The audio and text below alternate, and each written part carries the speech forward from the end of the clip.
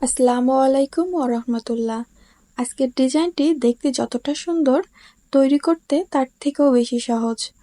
তো চলুন তবে দেখে আসি। তো প্রথমে আমি একটি পেপার পেস্টিক নিয়েছি এবং এটা মাঝ বরাবর ভাঁজ দিয়ে নিব এবং উপরের দিকে 2.5 ইঞ্চি এবং 2 সুতো অর্থাৎ 2 ইঞ্চি 7 সুতো রাখবো এবং নিচের দিকে এটা লম্বা রাখবো হচ্ছে 6.5 ইঞ্চি এবং আবারও উপরের মতো 2 ইঞ্চি 7 সুতো রেখে একটি বক্স তৈরি করে নিব এবং একটি গোল শেপ দিয়ে নিব।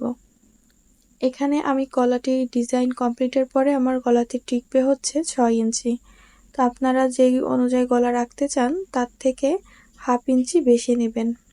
তো পরবর্তীতে আমি এটি কাপড়ের সাথে আয়রন দিয়ে অ্যাটাচ করে নিয়েছি এবং সাইডের কাপড়টি আমি সেলাই করে নিব। দেন এখানে আমি 1 ইঞ্চি চওড়া একটি কাপড় নিয়ে চিকন করে কাপড়টি ভাঁজ করে একটি সেলাই করে নিব আমার ডিজাইনের জন্য। এটি বেশি চওড়া করবেন না, চিকন করে সেলাই করার চেষ্টা করবেন। পরবর্তীতে আমি এই কাপড়ের পিসেসগুলা 2 ইঞ্চি লম্বা করে কেটে নিব। এখন আমি এই গলার একদম কোনা ঘেঁষে সেলাইটি করে নিব আমার ডিজাইনের কাপড়গুলো অ্যাটাচ করার জন্য। আপনারা চাইলে দাগও দিয়ে নিতে পারেন। এখন খেয়াল করুন 2 ইঞ্চি লম্বা কেটে রাখা কাপড়টি আমি মাঝখান থেকে ভাঁজ দিয়ে এখানে সেলাই করে নিচ্ছি। তো মাঝের গ্যাপটি বোঝার জন্য আপনারা যে পুঁথি ব্যবহার করবেন সে পুঁথিটি বসিয়ে মাঝের গ্যাপ কতটুকু হলে ভালো হবে সেটা নির্ণয় করে নেবেন। একটু ভালো করে খেয়াল করুন, আমি এই কাপড়টি ভাঁজ করার পরে কাপড়ের যে দুটি প্রান্তর বন্ধ সাইড সেটা কিন্তু আমি পেস্টিংয়ের মানে আমার হাত বরাবর রাখছি এবং পেস্টিংয়ের ভিতরের দিকে কিন্তু কাপড়ের খোলা সাইডটি রাখছি। পরবর্তীতে আমার ডিজাইন করা এই গলার কাপড়টি আমি কামিজের কাপড়ের ফ্রন্ট সাইডের সাথে পেস্টিংয়েরও ফ্রন্ট সাইড মানে দুটো সোজা পাশ একদিকে রেখে মাঝখানে একটি সেলাই দিয়ে নেব, কারণ এই সেলাইটি দিলে আপনার গলাটি সরবে না, একদম পারফেক্টভাবে বসবে। দেন আমি পেস্টিংয়ের কোনা ঘেঁষে পেস্টিংটি পুরোটি ঘুরিয়ে সেলাই করে নিব।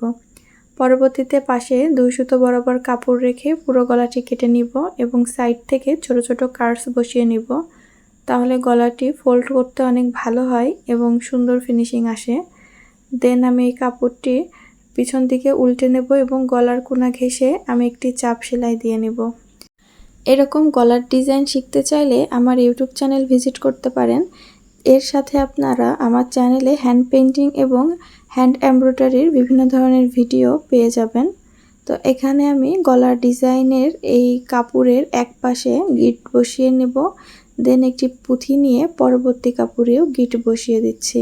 আপনারা ভিডিওর দিকে খেয়াল করলেই বুঝতে পারবেন এই গিটগুলো দিলে পুঁথিগুলো খুলে যাওয়ার আর কোনো ভয় থাকে না। সেম ডিজাইনটি আপনারা চাইলে হাতার ঘেরে অথবা কামিজের ঘেরেও করতে পারেন। এতক্ষণ ধৈর্য ধরে আমার ভিডিওটি দেখার জন্য আপনাদের অসংখ্য ধন্যবাদ। দেখা হবে নতুন ভিডিওর সাথে ইনশাআল্লাহ।